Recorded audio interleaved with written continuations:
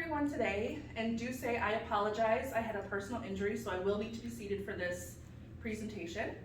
But let's get started with a quick survey. By show of hands, who here has struggled with mental health or seen a loved one struggle with mental health?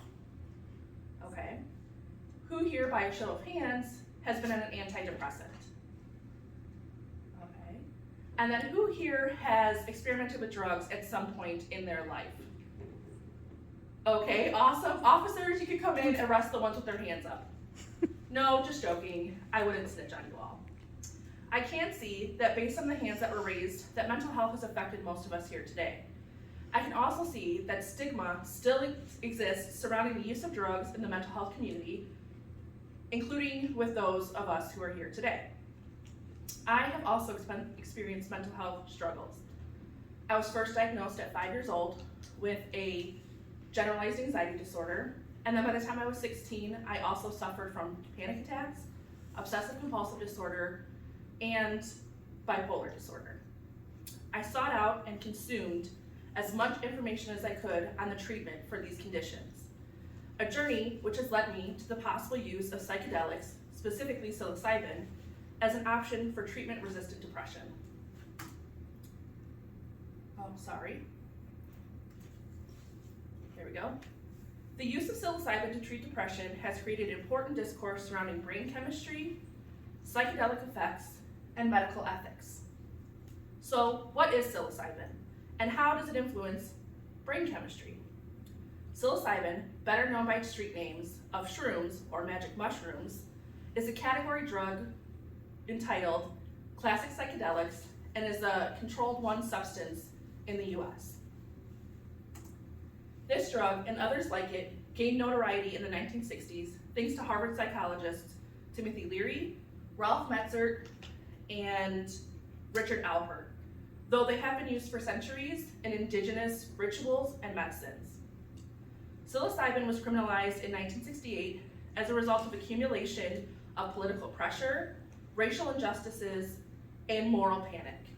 It has been on the Schedule 1 controlled substance list ever since, which greatly reduced its ability to be studied and trialed, as the government deemed it having no medical value, which is a determinant of the Scheduled 1 substances. Our society had only just begun to understand the medical implications of psilocybin before its criminalization, though the military had studied it for years prior as a use for a potential agent of torture. The use of psychedelics, along with classic torture techniques, was deemed effective in getting spies and prisoners of war to divulge their secrets. One of the medical purposes we had initially researched, and which has gained notoriety today, is the use in treating psychiatric illness. In the 2002 article written by Michael Einstein in the Nature Journal, he discusses the ways in which psilocybin works within the human brain, including its relationship to serotonin transmitters. We now know that psilocybin is quickly metabolized into a compound called psilocin.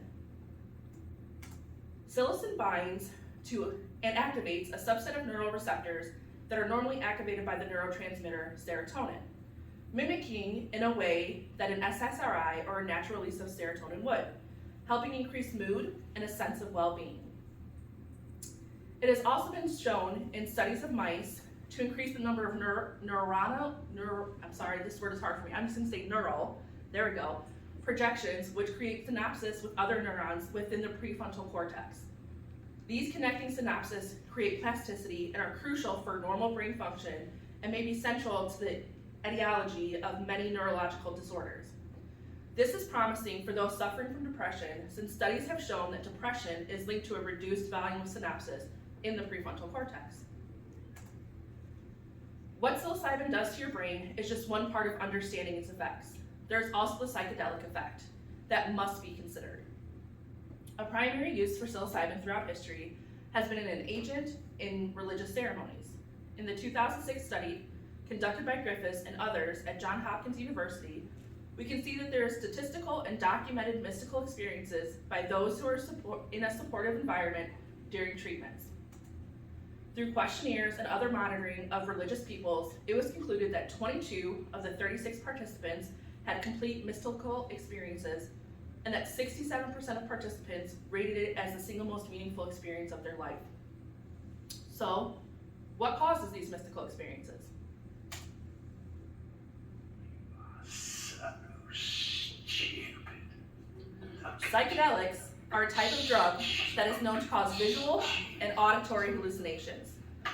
There are also varying effects from euphoria and peacefulness to impaired concentration and even paranoia.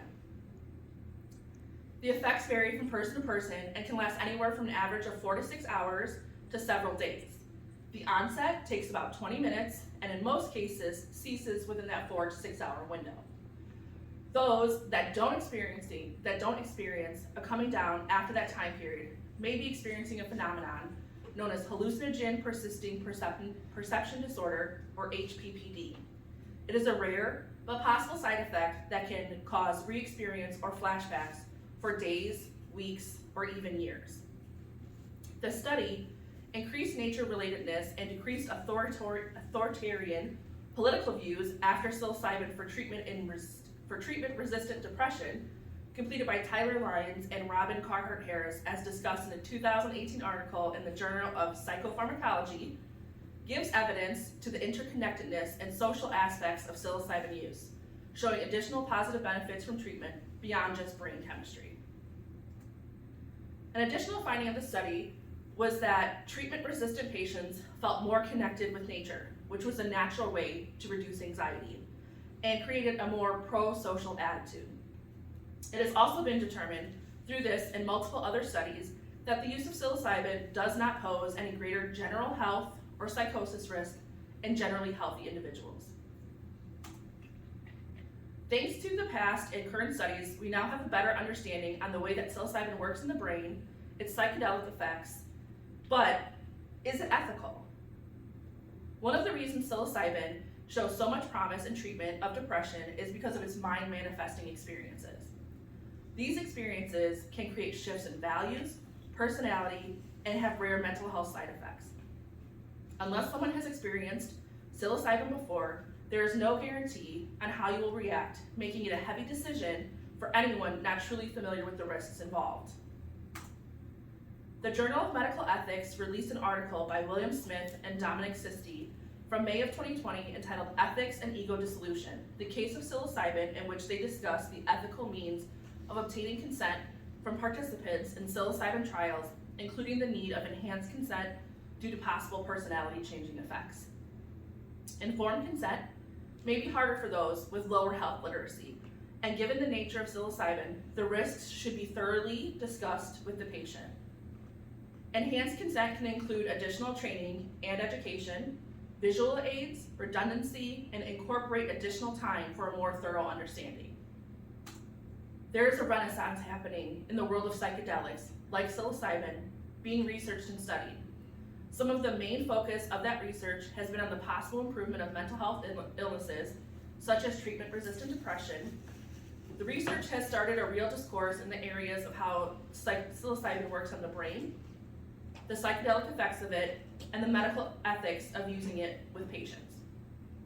Some of you may be interested in learning more about options for mental health treatment, and psilocybin is closer to becoming a viable option. For some, it may bring the relief that is not had by other medications, and for some, it may be too extreme of an option. But that is for each person to determine with the help of their healthcare providers, of course. So now that everybody is contemplating drug use, it should be noted that mushrooms are still illegal and should only be consumed under the care of a doctor or at like a really fun party, which if you see me there, no you didn't, because remember, snitches get stitches. Thank you.